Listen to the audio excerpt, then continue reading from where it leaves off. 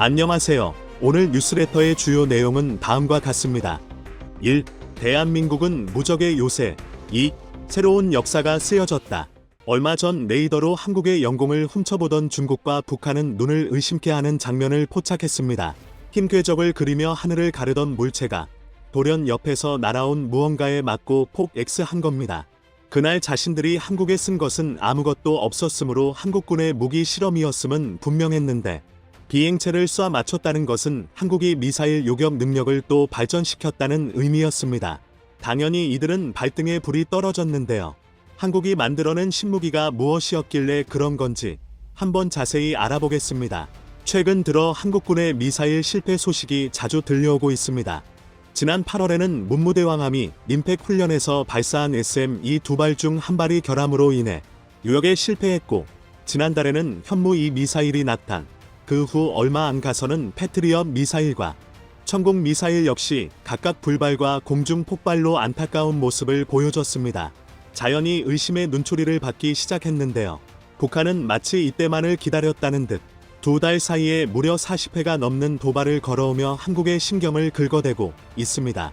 한편 문무대왕함의 SM-2가 요격에 실패한 원인에 대한 조사 결과도 얼마 전 공개되었는데 그 내용이 한국으로서는 억울하기 짝이 없었습니다.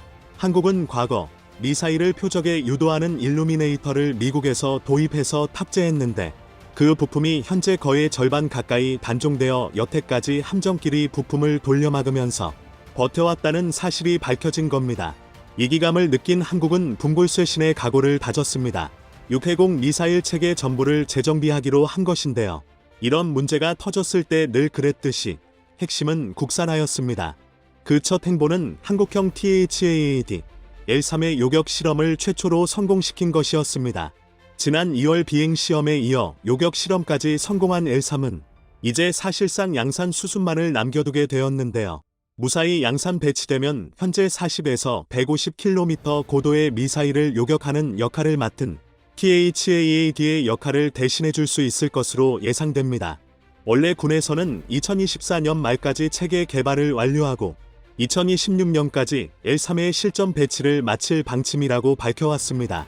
그리고 이에 맞춰 L3의 실험 성공에 관한 내용도 2025년에나 공개할 예정이었는데요. 전쟁으로 국제 정세가 요동치고 북한의 도발이 계속 이어지는 상황이 되자 이례적으로 스케줄을 앞당겨 실험의 성과를 조기 공개하기로 했다고 합니다. 이러한 결정의 배경에는 이웃 국가들의 국방력을 과시하려는 목적뿐만 아니라 반복되는 사고로 바닥에 떨어진 국민들의 신뢰를 되찾기 위함도 있었죠. 국방부의 미사일 체계 재정비는 여기서 끝나지 않습니다. 얼마 전 국회는 SM-3 미사일 구매를 위한 긴급 예산 100억 원을 신규 편성했는데요. 갑작스러운 결정이라 많은 사람이 적잖이 당황한 소식이었습니다. 물론 최근 진수식을 거행한 정조대왕급 구축함에 SM-3 탑재가 가능한 수직 발사체계가 탑재되었던 만큼 언젠가 SM-3를 한국이 도입할 것은 확신했습니다. 다만 중국이 반발할 가능성, 일본 기술이 포함된 점, 효용성 문제 등이 대두되어 2013년부터 장장 9년에 걸쳐 논쟁만 거듭하던 상태라서 슬슬 모두가 지쳐가던 차였죠. 이런 지리멸렬한 논쟁이 마침내 결실을 보았다는 데에서 오히려 당황스럽다는 반응이 나왔습니다. 한국이 SM-3 도입을 공식화한 것으로 마침내 한국형 방공 미사일 방어체계 KAMD가 완성되었기 때문에 더욱 그랬습니다. KAMD는 한국이 MD로 불리는 미국 방공체계에 가입하는 것을 거부하고 대신 직접 구축한 방공체계를 일컫습니다. 미국의 권유를 받아들여 한국이 MD에 가입하는 방향도 있었지만 THAAD 하나를 도입한 것만으로도 발작하던 중국의 속 좁은 성미를 생각하면 MD 노선은 쉽지 않은 길이었습니다. 하지만 그 성능만큼은 구축할 가치가 있었는데요. KAMD를 통해 한국은 사거리 2500km 이내, 고도 15에서 500km의 비행체를 요격할 능력을 갖추게 됩니다. 사거리 20km 이내 고도 15에서 40km는 M32 혹은 천공2로 불리는 체계가 요격하고 사거리 200km 이내 고도 40에서 150km까지는 현재 THAAD가 앞으로는 L3이 커버하게 됩니다. 그리고 L3과 일부 범위를 중첩해 사거리 2500km 이내 고도 70에서 500km까지를 이번에 도입하는 SM-3가 담당하게 됩니다.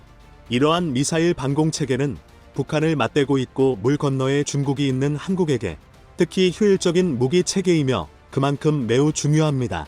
북한은 물론 중국 본토 전역까지 사정권에 넣을 수 있기 때문이죠.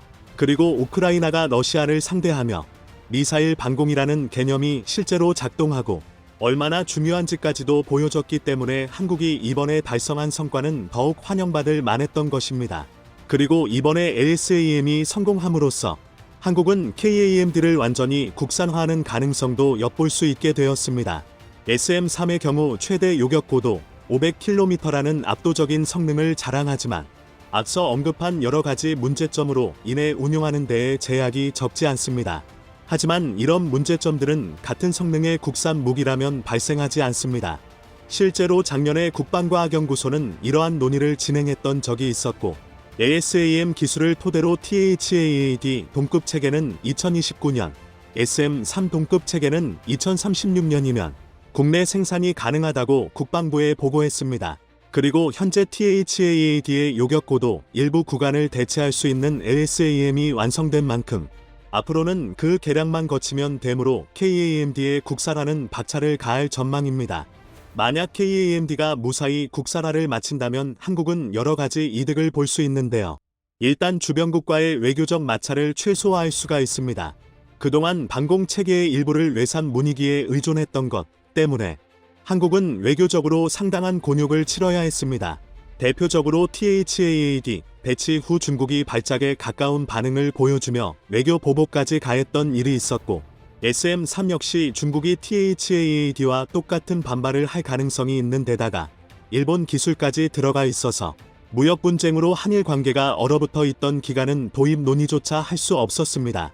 중국의 경우는 사정거리에 자신들이 포함되는 순간 한국이 미의중 관계에 끼어든다며 내정 간섭 등의 빌미를 들이댈 수 있고 일본의 경우는 일본산 무기를 구매함으로써 일본의 군사 대국화에 한국이 기여하는 괴상한 모양새가 나올 수 있게 됩니다. 그리고 뒤에서 이들 무기를 한국에 팔면서 팔짱 끼고 바라보고 있는 미국은 손 안 대고 코를 푸는 격이죠.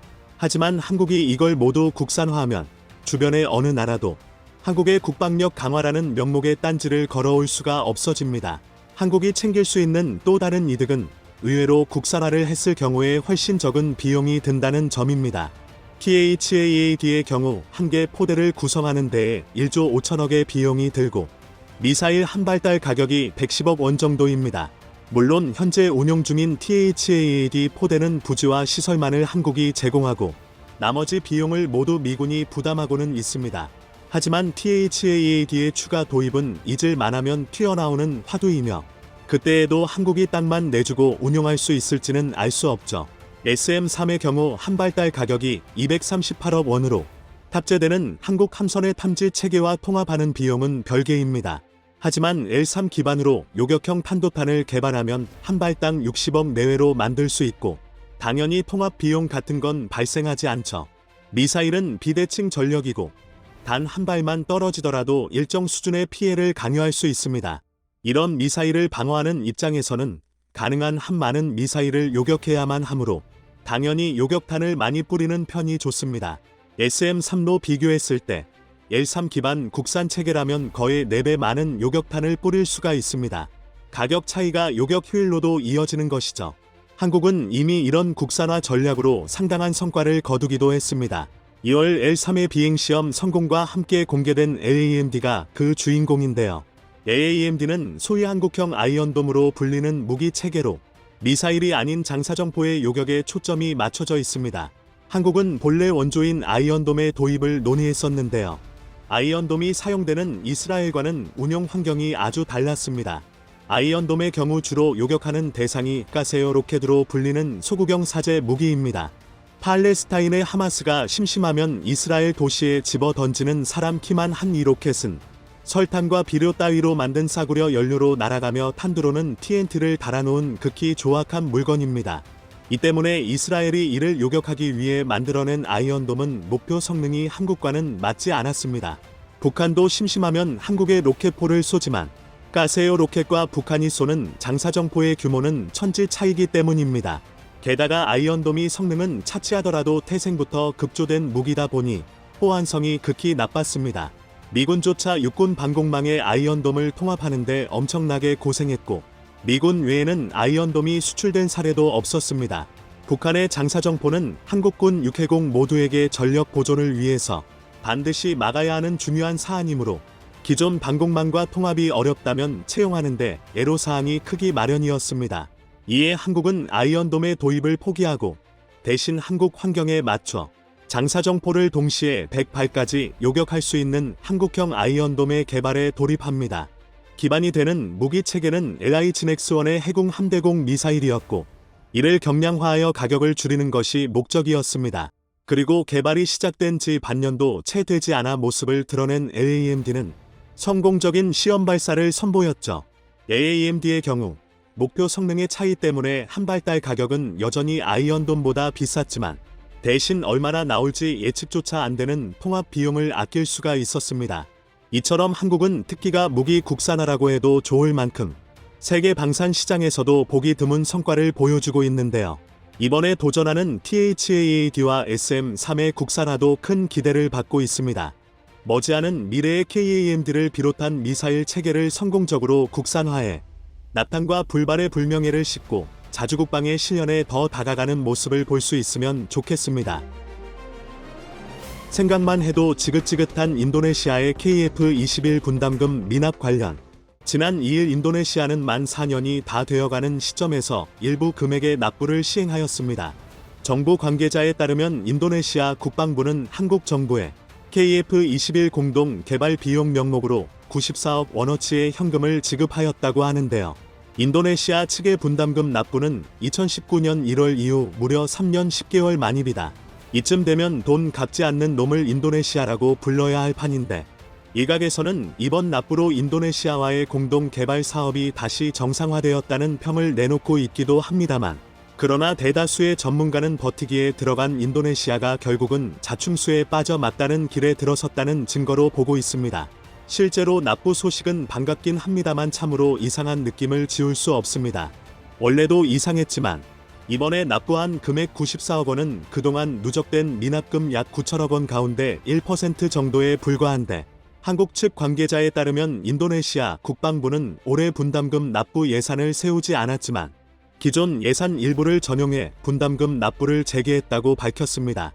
안 주는 이만 못한 분담금은 급하게 처리한 느낌을 지울 수가 없는데요. 인도네시아는 과연 왜 이러는 걸까요? 그건 바로 한국과의 분담금 마찰로 인해 국제사회에서의 신용도가 급하락했기 때문입니다. 최근 인도네시아는 미국 측의 최대 36대의 F-15EX 전투기를 도입하는 협상을 진행 중이었고 이미 지난 2월 미 국무부가 승인하기도 하였습니다. 그러나 지난 6일 미국 군사 매체 아비아슐라 있는 충격적인 기사를 보도했습니다. 보잉은 인도네시아가 F-15EX 전투기 비용을 지불할 수 있을지 의심하고 있다. 라는 기사를 통해 보잉 임원들이 지난주 인도네시아와의 거래를 논의하기 위해 자카르타행 비행기를 탔으나 납부 방식의 차이를 보이며 협상이 결렬된 상황이라고 하였는데요.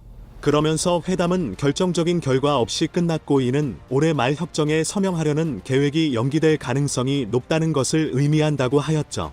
보잉 측 관계자를 만난 프라보어 인도네시아 국방부 장관은 이에 매체는 지정학적 측면에서 미국은 아세안 핵심 파트너 중 하나인 인도네시아와의 관계를 위해서 계약의 성사가 필수적이나 즉 KF-21 미납을 질질 끌다가 미국과의 거래마저도 영향을 받게 된 것인데요. 아무리 수전노의 대명사 보잉이라 할지라도 다른 나라 같았으면 140억 달러 약 20조나 되는 금액을 일시불로 지급하라고 요구하지 않았겠지만 무려 4년 가까이 돈 떼먹은 인도네시아를 보니 보잉이 기겁하고 일시불로 지급하라 엄포를 놓은 것이죠. 그나저나 4년간 돈 없다며 94억 찔끔대고 F-15EX에는 20조를 쏟아붓는다는 게 진짜 웃음벨입니다. 결과적으로 인도네시아는 국가 간 가장 중요한 협상력인 신뢰를 잃어버렸고 신용불량국으로 등극하게 된 상황입니다. 한편 이러한 상황이 벌어지자 지역 라이벌인 말레이시아는 인도네시아의 자존심을 박박 긁으며 조롱하고 있는데요. 인도네시아 매체 존나 자카르타는 지난달 21일 말레이시아는 인도네시아가 KF-21 보러메이 도입에 완전히 실패할 것이라고 한다. 라는 기사를 통해 말레이시아 군사 매체 디펜스 세큐리티 아시아를 인용하여 보도하였습니다. 매체는 인도네시아가 막대한 연체로 인해 시제기조차 인도받지 못하고 있다며 한국에서는 신뢰를 저버린 인도네시아를 공동 개발국에서 배제해야 한다는 불만의 목소리가 커지고 있어 보람의 도입에 실패할 가능성이 매우 높아지고 있다고 하였습니다. 즉 KF-21 분담금 연체로 인해 국가 신뢰도가 바닥을 찍어 미국 전투기를 구매하지 못하는 상황까지 벌어지자 급하게 예정에도 없고 마음도 없던 분담금 일부를 납부한 것이죠. 금액만 봐도 인도네시아가 진심으로 완불하려는 의지가 없다는 것을 알 수 있습니다. 서방 국가들이 인도네시아를 더 이상 신뢰할 수 없는 국가로 취급하고 있다는 것을 알 수 있는 사건이 있었는데요. 영국 군사 매체 제임스 소속 기자가 JANES 특파원 출신인 군사 전문가인 알만 셀바스는 자신의 SNS에 즉 이러한 미국의 이례적 요구는 KF-21에 탑재된 첨단 기술이 다른 나라에 이전되는 것을 미연에 방지하기 위한 것이며 특히 인도네시아와 튀르키예의 협력 관계와 더불어 이슬람 국가 중에서 차세대 전투기를 개발하고 있는 유일한 나라가 튀르크예라는 점을 감안하면 인도네시아가 같은 이슬람 국가인 튀르키예의 KF-21의 기술을 넘기는 것을 방지하기 위한 미국의 선제적 조치임을 알 수 있습니다. 실제로 튀르키예는 TFX의 개발을 위하여 여러 나라와 교류하고 있으며 인도네시아가 KF-21을 도입할 경우 튀르키예가 인도네시아 측에 접근할 수 있는 가능성을 배제할 수 없는데요. 벌써 인도네시아와 튀르키예가 사전 밑그림을 그리는 듯한 정황이 포착되고 있기도 합니다. 지난 7일 네덜란드 군사 싱크탱크 오릭스 피오엔코에 따르면 주터키 인도네시아 대사인 날로 모하머드 엘비에이에는 현지 매체와의 인터뷰에서 아직은 섣불리 예단할 수 없지만 이미 KF-21, 나팔, F-15EX 등 문어발 계약을 체결해 자금 조달 능력이 한계치에 다다른 인도네시아가 튀르키예에 내줄 수 있는 것이라곤 에르도안의 수건 사업이자 꿈인 차세대 전투기의 핵심 기술, 즉 KF-21의 첨단 기술일 것으로 보입니다. KF-21의 5대 핵심 기술은 미국의 기술 이전 거부로 인해 한국이 자체적으로 개발했음에도 미국이 기술 유출에 대한 우려를 나타내고 있는데 이는 KF-21에 탑재된 기술들이 미국 내에서도 첨단 기술로 인정받고 있기 때문이라는 것을 알 수 있죠. 이를 증명하는 사건이 지난 3일 터졌습니다. 글로벌 항공 우주 전문 매체 에비에이션 위크 에이비에이션 윅는 2022년 연례 시상식에서 방위산업 수상 부문 대상자를 선정하였는데 KF-21이 전투기로는 유일하게 수상하는 쾌거를 이루었습니다. 에비에이션 위크는 1916년 미국에서 창간된 항공 우주 전문지로 올해로 65회를 맞는 연례 시상식은 편집장들이 직접 항공, 우주, 방산, 비즈니스 4개 부문에서 한 해 동안 특별한 성과를 거둔 기체 단체에 수상하는 전 세계 최고의 권위를 지닌 시상인데요. 미국 워싱턴 D.C. 국립건축박물관에서 진행된 이번 시상식에는 KAI의 KFX 개발 책임자인 차재병 수석 엔지니어와 이희로 기술고문, 미주법인장인 김경준 실장이 참석하였는데 에비에이션 위크 KF-21에 대해 다음과 같이 언급하였습니다. 인도네시아 후회하고 있니? 이런 상황 가운데 말레이시아의 최근 행보에 인도네시아의 셈법은 더욱 복잡해졌습니다. 지난 2일부터 4일간 진행된 동남아시아 최대 방위산업 전시회인 인도 디펜스 2022분에 KAI는 인도네시아와 주변국 군 수뇌부와의 면담을 통해 동남아시아 시장의 잠재 신규 소요를 파악하고 맞춤형 마케팅 활동을 벌였는데요. 이날 말레이시아와 한국은 FA50과 KF-21 관련 논의를 진행하였고 KAI 부스에는 주최 측인 인도네시아 관계자보다 말레이시아 관계자들이 더 많이 몰려 공동개발국인 인도네시아를 궁색하게 만들었습니다. 특히 말레이시아 공군 소속 양식 하피즈 아부 파카를 중령은 슬슬 인도네시아는 자신이 X됐음을 인지할 수밖에 없는데요. 나이 버린 말레이시아에 무시당해 공동개발국이라면서 시제기는 구경도 못해 국가 신뢰도 하락으로 미국과 거래도 막혀 아주 쓰리쿠션으로 털리고 있습니다. 그러나 아직 더 큰 것이 남아있는데요. 인도네시아의 정치적 역량마저 무너질 수 있게 된 상황입니다. 지난 1일 인도네시아 조코위도 대통령은 자카르타에서 열릴지 20을 앞두고 큰 포부를 밝혔습니다. 바로 이번 회의를 통해 아세안의 대표적 중립국으로 발돋움 국제적 영향력을 확대해 동남아의 스위스가 되려 했는데요. 그러나 사상 초유의 20조 일시불 요구 및 판매 거부 사태에서 알 수 있듯 인도네시아는 국제적 신뢰를 잃어버렸는데 마침 중립국에서 가장 중요한 것이 바로 이 신뢰입니다. 어느 한 국가에 편중되지 않고 각 국가와 개별적인 협력을 맺기 위해서는 각국의 신뢰를 얻는 것이 무엇보다 중요한데요. 대표적 중립국인 스위스가 중립국으로서 여러 혜택 및 이점을 누려온 것은 모두 다 그들의 철칙인 국가 간 신뢰에서 비롯된 것입니다. 신뢰가 쌓기는 매우 어려워도 무너뜨리기 쉽듯 스위스의 신뢰 역사는 무려 150여 년 전으로 거슬러 올라가는데요. 알프스의 험준한 산맥을 기고 별다른 자원이 없던 나라 스위스의 유일한 경제적 수단은 다름 아닌 용병이었습니다. 알프스 산악지방에서 강인하게 살아온 스위스 출신의 용병들은 용맹할 뿐만 아니라 남다른 충성심으로 고용주를 만족하게 했습니다. 신뢰는 지켜져야 한다라는 라틴어 파이디즈 서벤더의 명제는 스위스 용병에서 유래된 말이죠. 그들은 자신들뿐만 아니라 용병이 될 후손들에 대한 평가를 위해 신뢰시켰고, 그 신뢰는 지금까지 내려져 와 스위스 하면 제일 먼저 신뢰가 떠오르게 되었습니다. 그러나 인도네시아 하면 신뢰가 아닌 신뢰가 떠오릅니다. 네오 신뢰한데요. 글쎄요, 인도네시아가 그깟 분담금이라고 여겼을지 모를 그 시작으로 인해 이국에 의해 일시불 아니면 못 산다는 비아냥을 들을 지경까지 번져버렸습니다. 중국이 강국은 될 수 있지만 선진국은 될 수 없듯이 인도네시아가 중진국은 될 수 있지만 중립국은 될 수 없듯 이 둘은 닮아가고 있죠.